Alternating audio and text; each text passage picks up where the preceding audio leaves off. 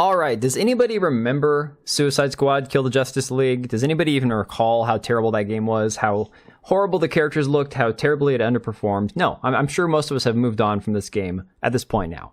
However, there are some people who can't move on apparently, one of them being Dell Walker, the senior character artist, as listed here on IMDb, for Suicide Squad Kill the Justice League. Now, who is Dell Walker? Well, he has a Palestinian flag in his bio that should tell you something.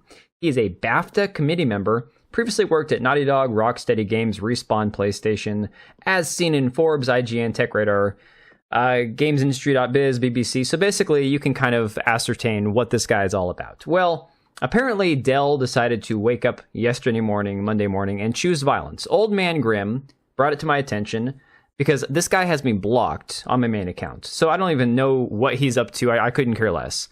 But apparently he woke up and decided to do a screen cap video of all of my thumbnails for my YouTube videos going back several months. Said, no way you can regularly create or consume content like this and be happy. I pray y'all find something or someone you love and focus your energy on. I support open critique and criticisms that isn't trying to dox or harass individuals. But no way is this healthy. Like, bro, what do you even like and why aren't you spending more time on it? See, the thing that idiots like this don't understand is I take an hour or two out of my night to create a YouTube video and a thumbnail and everything else to go with it, and then I move on with my day. I have a full-time job. I have a full-time family. We have full-time activities. My days are busy, sun up to sundown. Does Dell have a family? Does he have a wife and kids? Who knows? But again, they always decide to deflect and say, you can't criticize these things because you should spend your time with your wife and kids. So of course, if you've also forgot who Dell Walker really is, he's the guy that came out not too long ago and said, I'm not talking about mild changes. I'm talking about pose, aura, style, softness, age, flair. I hate giving Gamergate men fuel, but it's very difficult to pitch beautiful or vain black women in games without them coming back like grocery store aunties. There is room for both.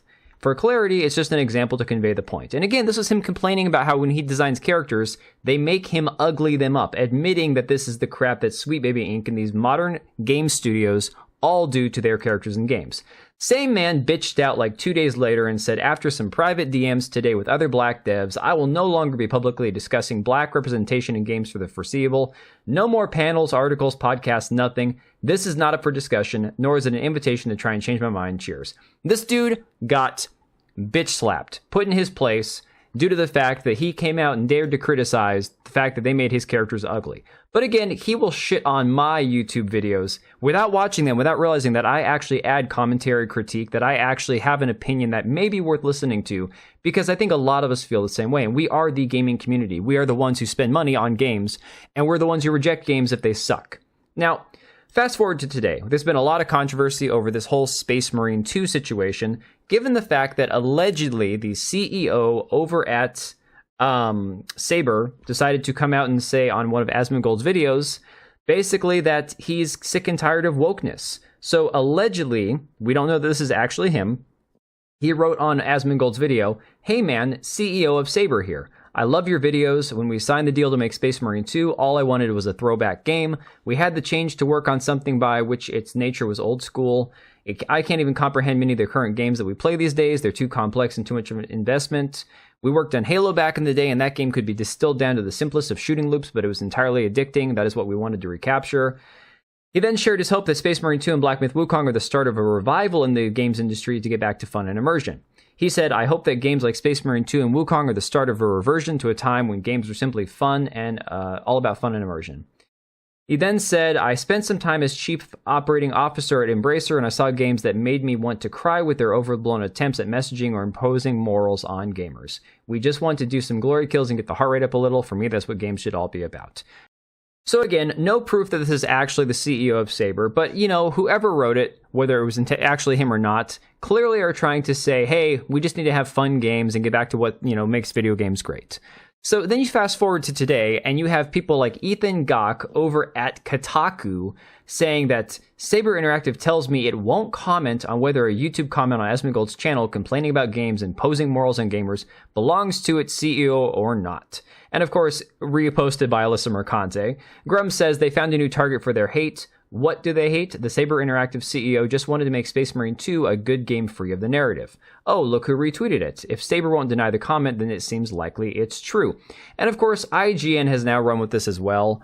They have an article saying Warhammer 40,000 Space Marines 2 dev won't say whether imposing morals on gamers' YouTube comment is from its CEO.